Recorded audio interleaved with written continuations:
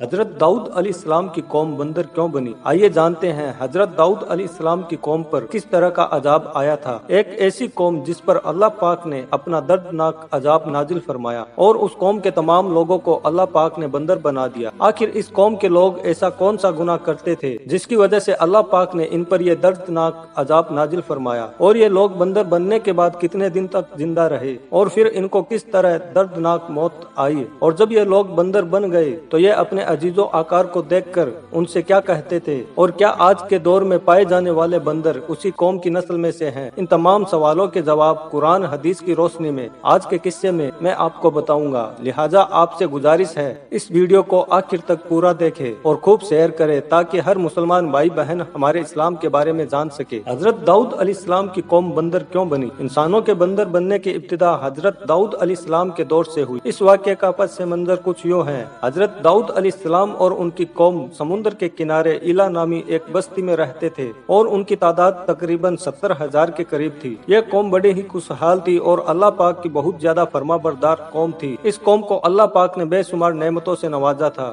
اور ہر طرف ہرے بھرے باغ تھے اور ہر طرف ہریالی ہی ہریالی تھی، اور اللہ تبارک و تعالیٰ کی بے پناہ کرم نوازی تھی، اور یہ لوگ اپنی اس زندگی میں بہت ہی زیادہ خوش تھے۔ حضرت داؤد علیہ السلام کی قوم چونکہ سمندر کے کنارے رہتی تھی اور اللہ تبارک و تعالیٰ کا ان پر اس قدر کرم تھا کہ سمندر کے اس کنارے پر بے شمار مچھلیاں آتی تھی جن کا یہ لوگ کاروبار کرتے تھے اور بہت ہی خوشحالی والی زندگی گزارتے تھے۔ جب یہ قوم اللہ پاک کی مہربانیوں کی وجہ سے خوشحال ہو گئی تو پھر یہ قوم اللہ پاک کی نافرمانیوں کی طرف اتر آئی اور طرح طرح کے گناہوں میں مبتلا ہو گئی، اور پھر اللہ پاک نے ایک دن اس قوم کا امتحان لینے کا ارادہ فرمایا اور حضرت داؤد علیہ السلام کو وحی بھیجی کہ اپنی قوم سے کہہ دے کہ ہفتے والے دن مچھلی کا شکار کرنا بند کر دے، اور اس طرح اللہ پاک نے حضرت داؤد علیہ السلام کی قوم پر ہفتے والے دن مچھلیوں کا شکار حرام کر دیا، اور پھر یہاں سے اس قوم کی بربادی شروع ہو گئی۔ حضرت داؤد علیہ السلام نے اپنی قوم کو بتایا کہ اللہ پاک نے ہفتے والے دن مچھلیوں کے شکار کو حرام قرار دے دیا ہے، تو وہ لوگ بہت ہی زیادہ پریشان ہو گئے اور ساری قوم سر جوڑ کر بیٹھ گئی، کیونکہ ہفتے کا دن ہی وہ دن تھا جس میں مچھلیاں بہت ہی زیادہ تعداد میں آتی تھی اور خود بخود کنارے پر آ جاتی تھی، اور باقی دنوں میں بہت ہی کم یعنی کہ نہ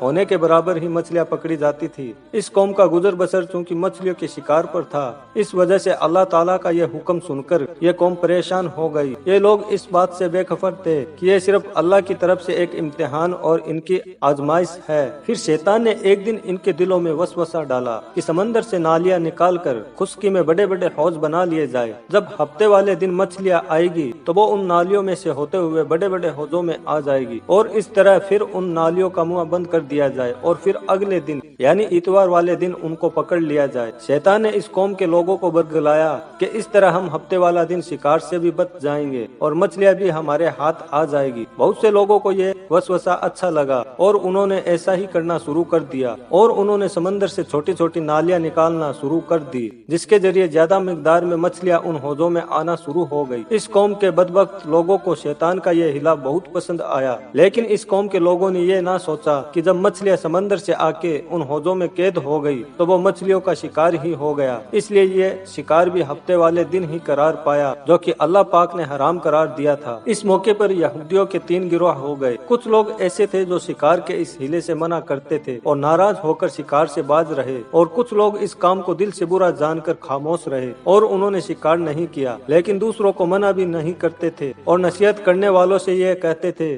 کہ تم لوگ ایسی قوم کو نصیحت کر رہے ہو جنہیں اللہ تبارک و تعالی ان قریب ہلاک کرنے والا ہے اور ان پر اپنا دردناک عذاب نازل فرمانے والا ہے۔ اور اس قوم کے کچھ لوگ ایسے تھے جو سرکش اور نافرمان لوگ تھے جنہوں نے اللہ تعالیٰ کے حکم کی اعلانیہ مخالفت کی اور شیطان کی ہیلے بازی کو مان کر ہفتے والے دن بھی شکار کرنے لگے۔ یہ لوگ اللہ پاک کے حکم کی کھلم کھلا مخالفت کرتے اور ہفتے والے دن مچھلیوں کا شکار کر کے ان کو کھایا کرتے اور ان کو بیچا کرتے تھے۔ دوستو، حضرت داؤد علیہ السلام کی قوم کے 12,000 ایسے نافرمان لوگ تھے جو منع کرنے کے باوجود بھی ہفتے کو ان نالیوں کے ذریعے شکار کرتے رہے۔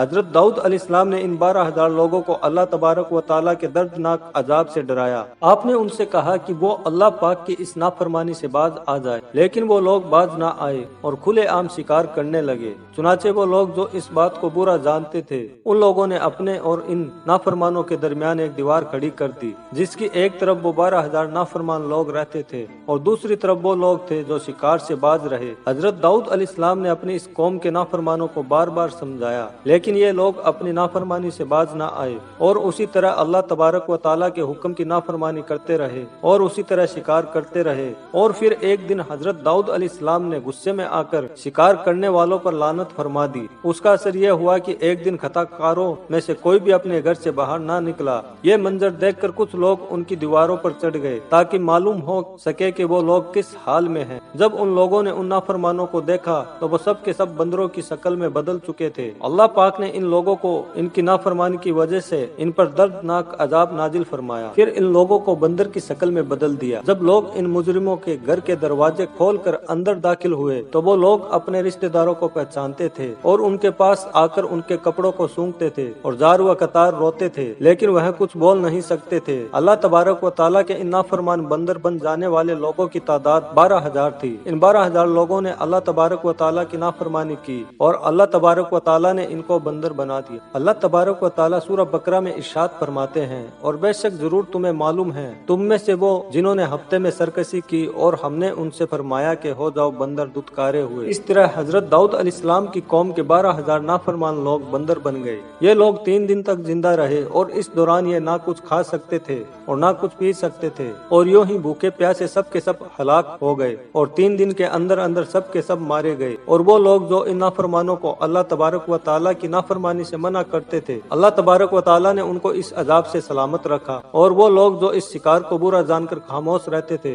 अल्लाह तबारक व ताला ने उनको भी इस अजाब से महफूज रखा। क्या आज के बंदर हजरत दाऊद अलैहिस्सलाम की कौम में से हैं? दोस्तों, अब बात करते हैं कि आज के दौर के बंदरों में से कोई बंदर उनकी नस्ल में से भी मौजूद है या फिर आज के दौर में पाए जाने वाले बंदर उन्हीं लोगों की नस्ल में से हैं। इसके मुतालिक रिवायत में आता है कि हजरत अब्दुल्ला बिन मसूद रज़ियल्लाहु ताला अन्हु से रिवायत है कि नबी करीम सल्लल्लाहु अलैहि वसल्लम से किसी ने सवाल किया कि क्या आज के बंदर हजरत दाऊद अलैहिस्सलाम की कौम में से हैं? तो हुजूर नबी करीम सल्लल्लाहु अलैहि वसल्लम ने फरमाया कि अल्लाह तबारक व ताला जिस कौम पर अजाब भेजता है या उनकी शक्लों को बिगाड़ देता है तो ये अजाब सिर्फ उन्हीं पर होता है जिन पर वो अजाब नाजिल हुआ था, और उसके बाद अल्लाह तबारक व ताला उन लोगों को हलाक कर देता है और उनकी आगे नस्ल नहीं बढ़ती। इसलिए यह बात गलत है कि आज के बंदरों में भी हजरत दाऊद अलैहिस्सलाम की कौम के लोग शामिल हैं। ऐसा कुछ भी नहीं है। वो लोग सिर्फ और सिर्फ 3 दिन जिंदा रहे और फिर सब के सब हलाक हो गए और अल्लाह तबारक व ताला ने उस कौम के नाफरमानों को सफाए हस्ती से मिटा दिया। दोस्तों, ये थी हजरत दाऊद अलैहिस्सलाम की कौम का बंदर बनने का वाकया। दोस्तों, इस इबरतनाक वाकये से हमें ये सीखने को मिलता है कि अल्लाह तबारक व ताला की हमेशा फरमाबरदारी करना चाहिए, अल्लाह तबारक व ताला की नाफरमानी नहीं करनी चाहिए। अल्लाह तबारक व ताला हम सबको दीन के रास्ते पर चलने की तौफीक अता फरमाए। आमीन।